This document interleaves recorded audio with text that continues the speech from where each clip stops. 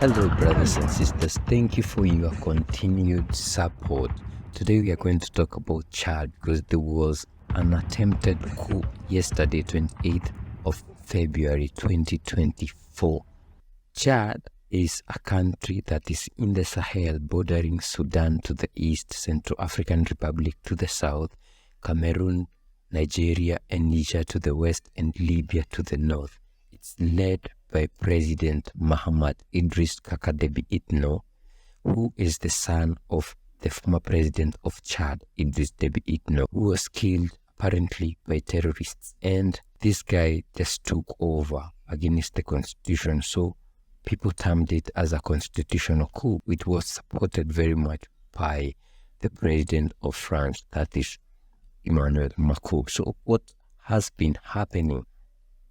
So yesterday, there were reports of an attempted coup d'etat in Chad after a group of soldiers reportedly headed towards the presidential palace in N'Djamena, which is the capital city, in an attempt to take control of it. Violent clashes were underway in the capital between the armed forces loyal to the transitional president Mahamat Deby and the dissidents led by political opponent Lled. This was reported by an independent media in Chad called Chad 1, and according to it, several deaths and injuries were recorded on both sides of the fighting. There were images circulating on social media showing massive presence of military forces in the streets of the capital, as well as armored vehicles and tanks, while the internet was down, and the situation was very much confusing.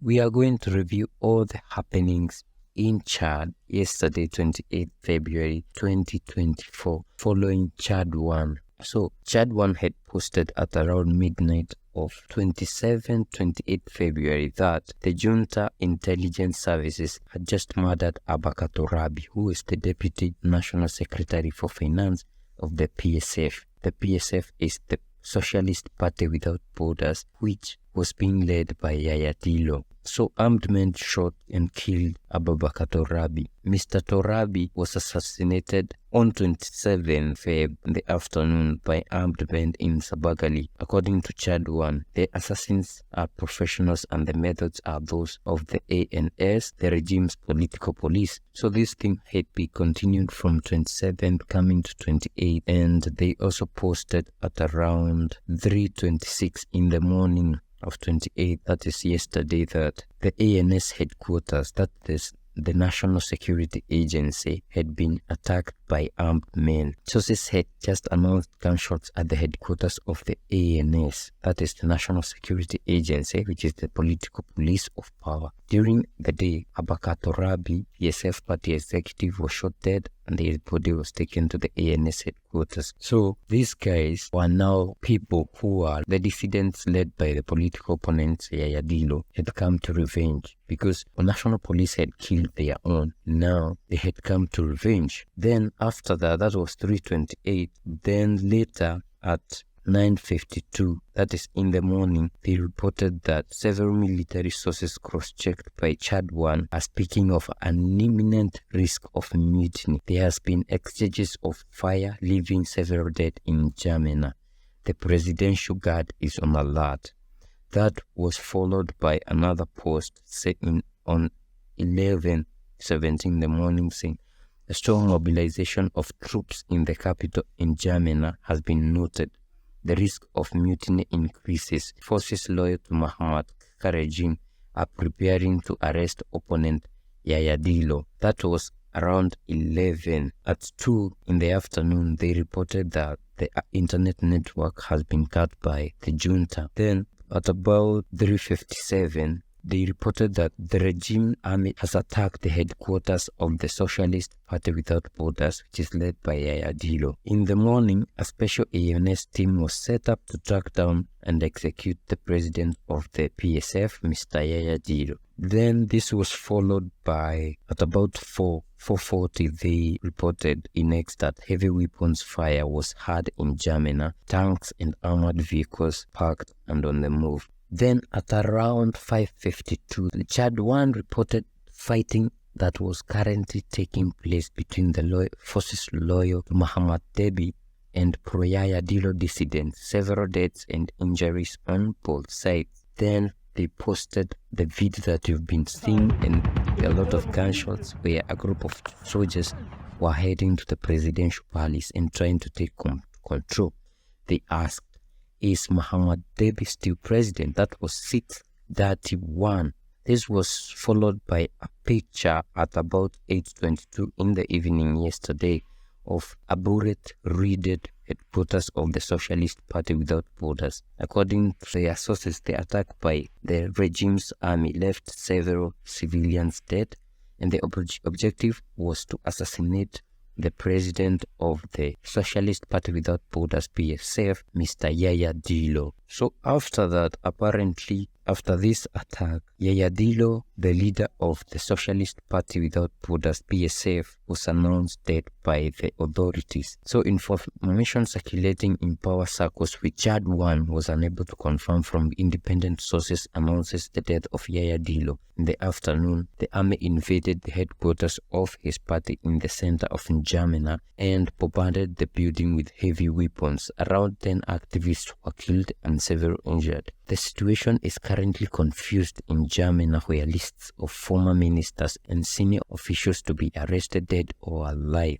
are circulating among the ANS commandos. So in this point, he's saying that they were given lists of people who are to be arrested either dead or alive by the ANS commanders, that is the government police. Within the Army High Command, divisions have already emerged between men loyal to the junta leader and generals shocked by the brutality of the means used to assassinate peaceful political activists. If the leader's death is officially confirmed, it could have serious consequences. So that is what they reported, and they are saying that his death could have very serious consequences and people will be very much willing fight. Then later in the day, the member of Yaya Dillo's party and uncle to the head of the junta, General Sali Debi, that is the brother of the former president Idris Deby Itno, was arrested. And this is what Chad 1 reported on 11/14, that is 23/14. Yesterday in Chad, General Sali Deby Itno has been arrested and taken to the presidency. Several sources verified by Chad 1 confirmed the assault by the regime's army on Sali Deby's home. Sali Deby joined the Socialist Party Without Borders on February 10, 2024, thus leaving the ruling party, the MPS. During the day, the president of the PSF, Mr. Yaya Dillo, was assassinated and his body taken away. General Sali Deby risks the same fate. From following the events in Chad 1, we can say that all this was started by the government after they assassinated the Deputy National Secretary for Finance in the Yaya Dillo's party, that is the PSF, Socialist Party Without Borders, where Abubakar Turabi was assassinated on the 27th of February 2024 by armed men in Sabagali. And this, as they are saying, was done by the ANS, that is the regime's political police.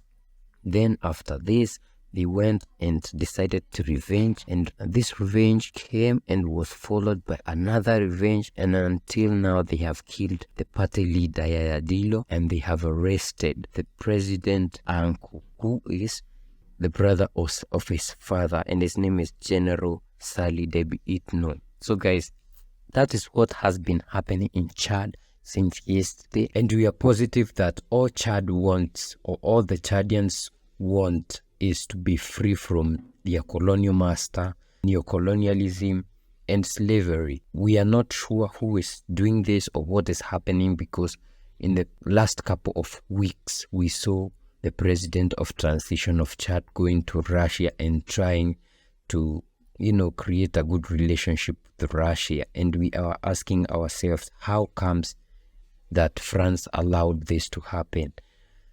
And now we are seeing this, and as you have heard, is his uncle just left his party to an opposition party. We know these guys use the opposition, but we also know that the government of Chad has been fighting activists for quite a long time, and we are seeing it, like it started as an assassination of one of the members of the opposition party. We are not sure where this is going. We saw Lled, the Prime Minister of Burkina Faso, inviting Chad to AES, and we don't know, but we are hoping that all this will lead to the freedom of the Chadians. Let us know what you think in the comment section. Don't forget to subscribe if you haven't. See you in the next one. Bye bye.